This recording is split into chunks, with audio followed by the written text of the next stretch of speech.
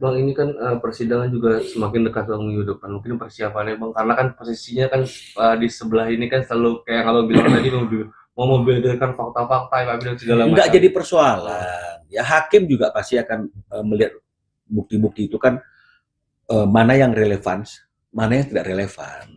Ya, jadi silakan saja. Ya kita nggak mau seolah-olah kita akhirnya ada yang kekhawatiran dan ketakutan gitu ya, nggak ada ketakutan, kita ikhlas. Ya kalau memang dia rasa dengan membuka aib ayah anak-anaknya di depan persidangan itu akan membuat hakim melihat dia lebih pantas untuk mendapatkan hak asuh anak-anaknya, silakan, silakan. Ya kalau dia merasa membuka aib Ruben selama masa perkawinan yang sudah enggak, yang sudah lewat itu membuat dia mendapatkan hak asuh anak-anaknya, silakan. Ya, kami akan tetap konsisten membuktikan hal-hal yang berkaitan dengan kepentingan anak.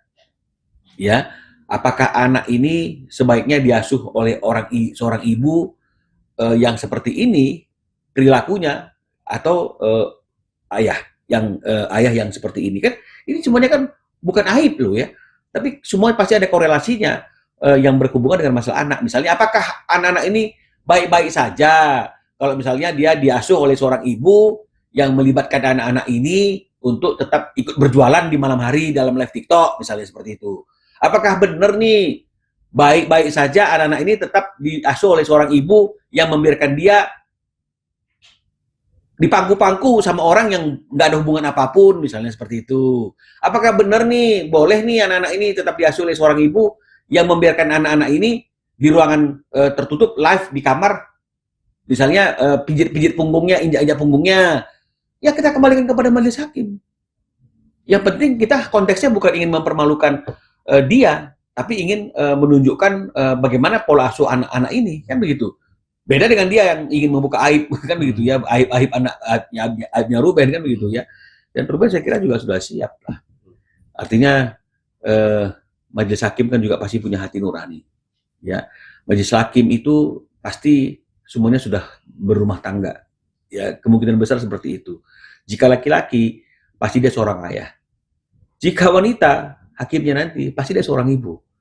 Pasti mereka memiliki set of sensibility sebagai seorang ibu, sebagai seorang ayah untuk menilai apa yang kami ajukan ini secara objektif. Ya, jadi kami tidak pernah khawatir, kami tidak pernah takut dengan ancaman-ancaman bukti akan membuka aib di depan persidangan, silakan buka aibnya.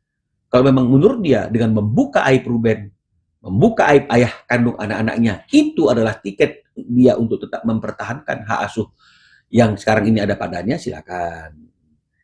Ya, kami kan nggak perlu harus meniru-niru mereka dengan mengancam membuka aibnya yes. S kan begitu ya. Kami hanya ingin fokus segala sesuatunya pembuktiannya demi kepentingan anak-anak saja.